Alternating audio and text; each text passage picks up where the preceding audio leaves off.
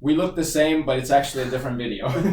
We didn't even switch seats this time. That's it. But listen, we just finished on the last video talking about the benefits of training and working out, and the benefits are huge. And I heard a story, because you may or may not know, but a legend passed away last week? Yes, it was. I think it was last week. Franco Columbu, who was Arnold Schwarzenegger's best friend. They were friends for 53, 54 years. Yes. And they trained together, you know, and so I wanted to learn more about them, and so I started listening to an audio book by Franco Columbu, and he explains all this stuff in his Italian accent. It's been pretty good. And so I thought about that as we were talking about the phrase "whizgat," what's so good about that, and what are the benefits of working out. And there was a time when Arnold Schwarzenegger and Franco Columbu would go to prisons to show the inmates how to work out. That's right. And so they said one of the first times they went to prison, and Arnold actually said that he had a friend who was in jail in prison at the time, so they would go to help him, and then they would help the other inmates, and so they would work out, and Franco was amazingly strong. So after they lifted some weights with the inmates, they took a bar, and Franco used to be able to bend these bars. Correct. So he put the bar in his teeth and bent it with his hands, like just bent it like this. And then Arnold goes, "This is why you should work out, so you can break out of prison." That's right. And for those of you at home who have seen it, or those of you who have not, I strongly recommend seeing the old 1970s documentary Pumping Iron. It's famous. It's a cult classic in the bodybuilding community and fitness community at large. And one of the scenes of that film is particularly Arnold posing at a detention center. So there, you know, he's surrounded by a crowd of clearly inmates or those in some sort of correctional-like facility, and he's simply just showing off the power of the human body and the ability to, you know, to take it to that level and get that level of musculature and symmetry and aesthetics and all those things. And you get to see, a crowd of inmates reacting to him in real time. And in addition to that, Franco Columbu was very famous for feats of strength, just overall feats of inhuman strength as part of his competitions. And again, Pumping Iron, the documentary that I'd strongly recommend you see if you haven't, features Franco, as part of a competition, either before his posing or after, blowing up a hot water bottle. Yeah. So for those of you, it's a little bit archaic now, but there used to be like thick plastic bladders, like affectionately like water bladders. They were called hot water bottles. So basically it's big, thick industrial rubber. So think of it like the thickest, heaviest grade balloon you can imagine. And it was meant for holding hot liquids. Franco Columbu literally had the lung capacity and strength to hold this bottle to his mouth and breathe into it and expand it until it would explode. So there's a scene where he literally blows it up until it bursts in front of the crowd, and to their amazement, and then he tosses the blown bottle into the crowd.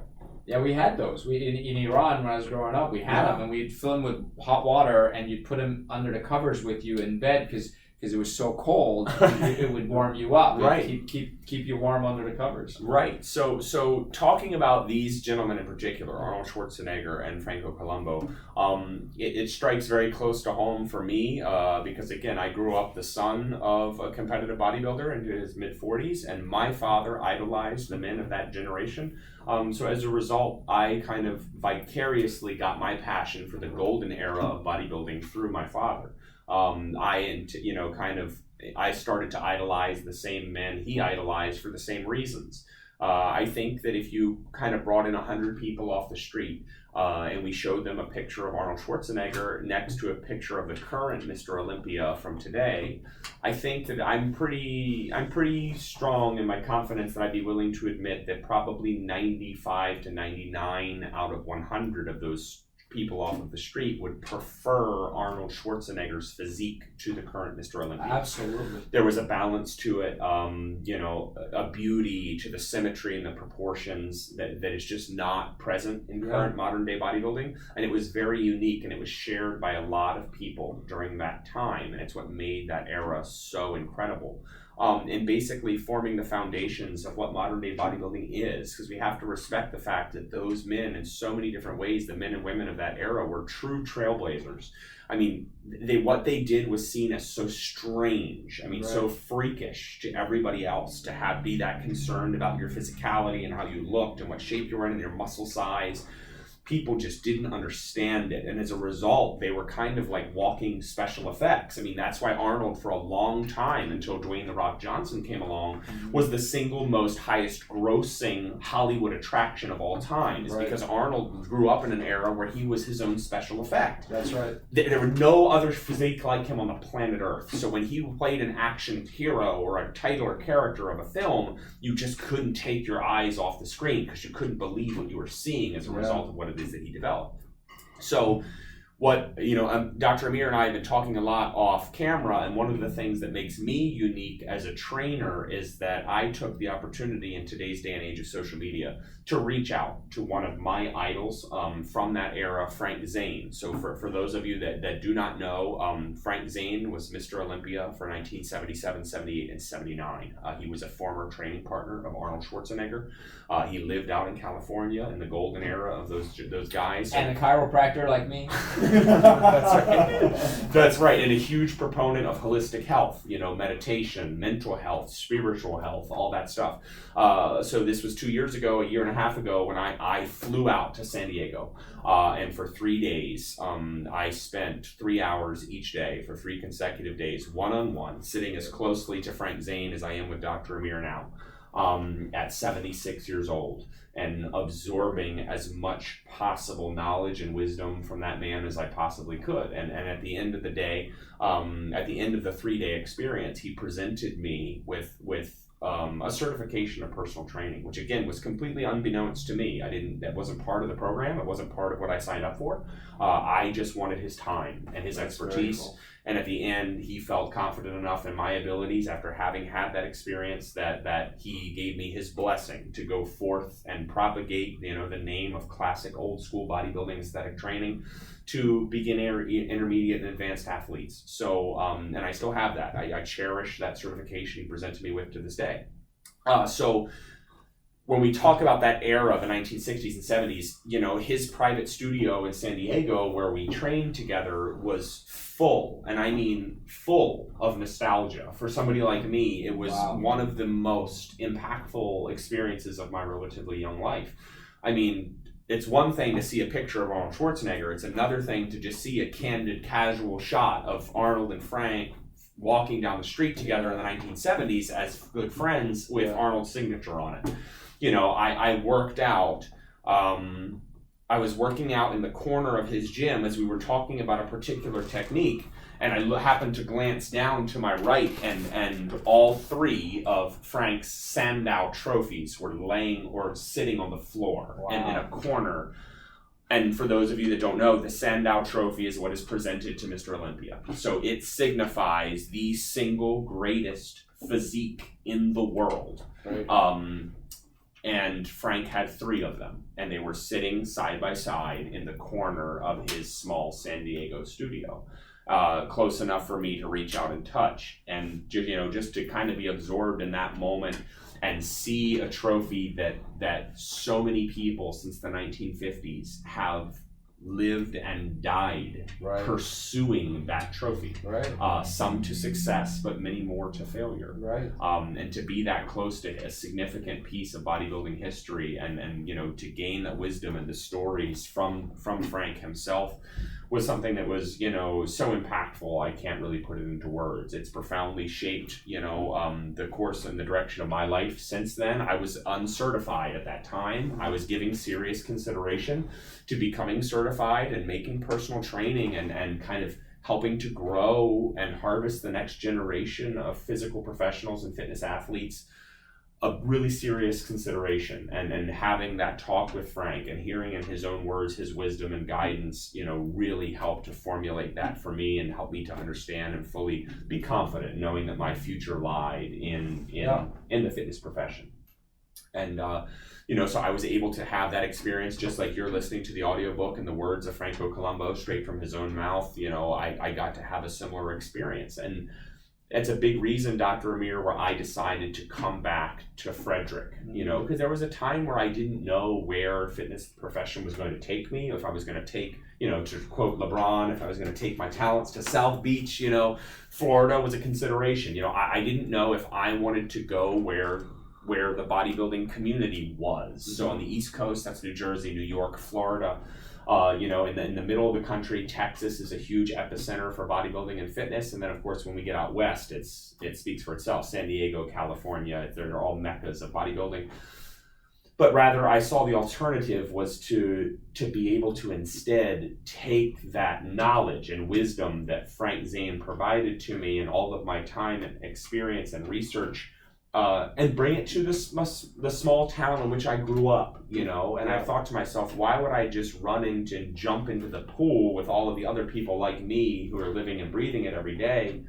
Why don't I stay home, stay in my own community and engage and impact and take care of people and bring that big world, you know, Frank Zane attitude to each individual. Right. And to me, that has a lot higher ceiling. It has a lot higher ability to impact more people in a positive way. And that's ultimately what influenced me to kind of double down, get the work done, and kind of start my career off here. Now, all these bodybuilders had this one big thing in common, which is their mindset when they were training. Of course. They Colombo talked about talking to his muscles, actually, and he said they don't understand words. Right. I grunt at my muscles.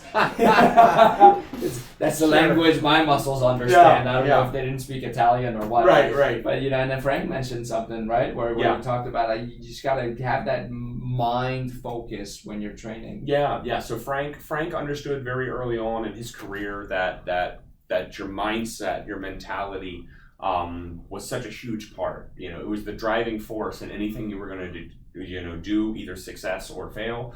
It all started in the mind. It all started in how you were thinking, how you were mentally preparing your body.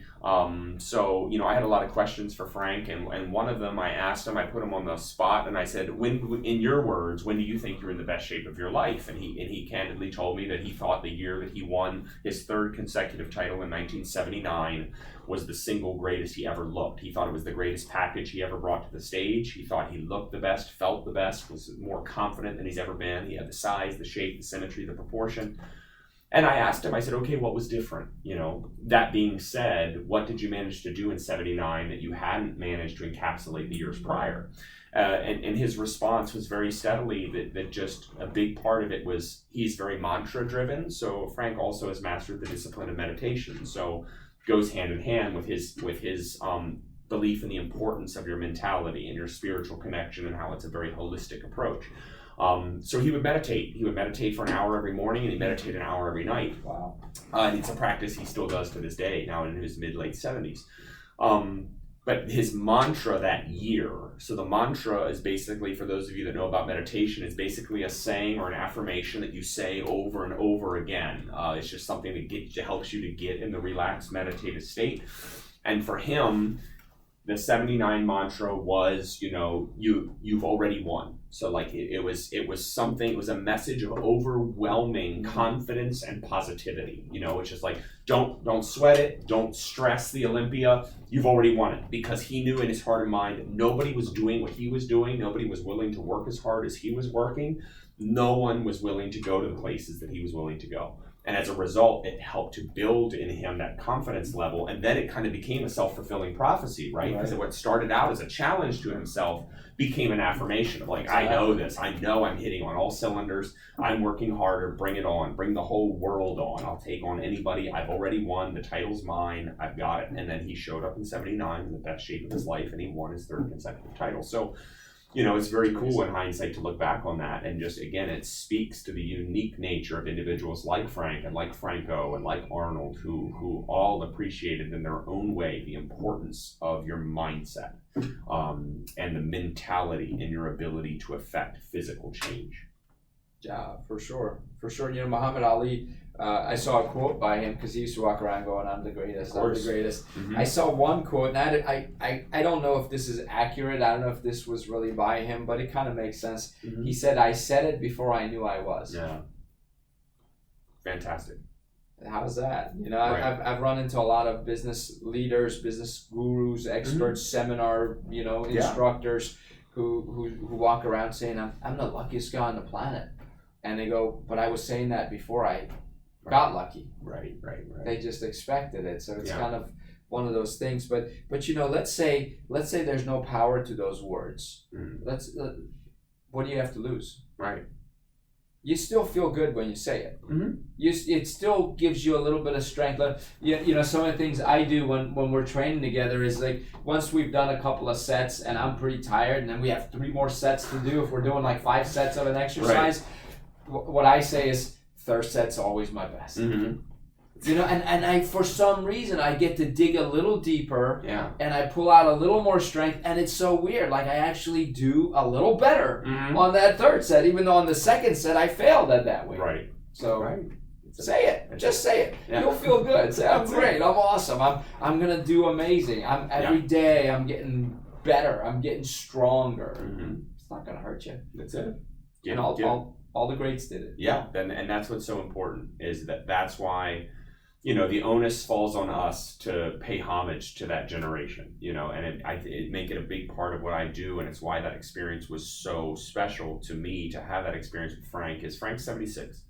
I don't know how much longer Frank's going to be here. Mm-hmm. We just lost Franco last week. Yeah. We lost Ed Corney this year too. Ed Corney, yeah. These are 2 legends. Again, and if you watch Pumping Iron, you'll see all of these men in their prime. And, you know, the onus is on me as a young bodybuilder to continue to carry that torch for them, you know, because in today's world of social media gurus and coaches, and everybody knows better, and everybody knows how to get the results, and everybody knows how to get the certain look, and everything is fast acting and fast response, and it's lazy. Quite frankly, it's lazy. And that's the generation of the 60s and 70s knew you were never going to get anything without hard work, and they lived it and they breathed it. And there's so many unique principles to those people and that generation that I continue to utilize and instill in all of my clients to this day. And you're feeling the results and dividends of that every day, you know, especially now in the last 8 to 10 weeks, you've really been hitting a stride. And that's a result of the fact that we're utilizing these old school techniques. We're building your mind and your body at the same time. And that's something that's truly old school, you know, to use that cliche term. It's not around anymore. Right. So you're learning principles that are directly distilled from people like Frank Zane. When you train with me, you get Frank. And that's the truth. Because his fingers and his fingerprints and his legacy is all over the way that I train myself and the way that I train my clients. And that's my way of honoring him and honoring the men of the 1970s. And I'll continue to do so for as long as I have the ability to do so in this field. I'll continue to make sure that his generation and the Francos and the Arnolds and the Franks are not forgotten. Absolutely. Well, that sounds great. So what do you recommend they do while they're watching this, or afterwards, or right now? Well, yeah, I mean, like immediately do this. The best way you can do it, find inspiration where you can. I mean, if you're interested or intrigued by anything we talked about, look it up for yourself. You know, get to know some of these men. I mean, obviously, most Americans or most people in general around the world can identify Arnold Schwarzenegger, whether or not you're a fitness professional or enthusiast or not. But Arnold's just the tip of the iceberg, you know, and there's so many other contemporaries of his from that generation that did amazing things. The Incredible Hulk. You know, Lou Ferrigno, absolutely. I mean, he was deaf. He had serious hearing impairments from when he was a child due to massive ear infections.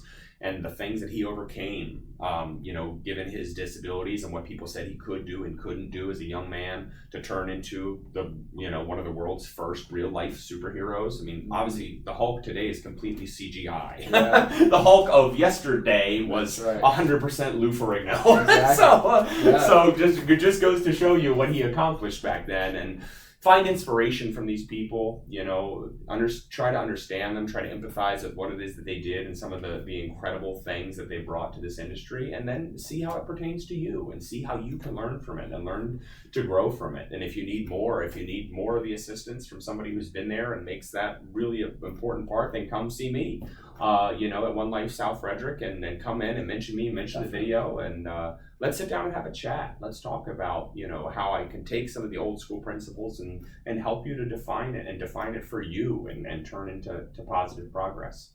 You don't know what you're made of until you challenge yourself. It's true. And you don't know your limits until you risk going a little too far. Mm-hmm. So challenge yourself. Go get in there right now. That's it. See you soon. Take care.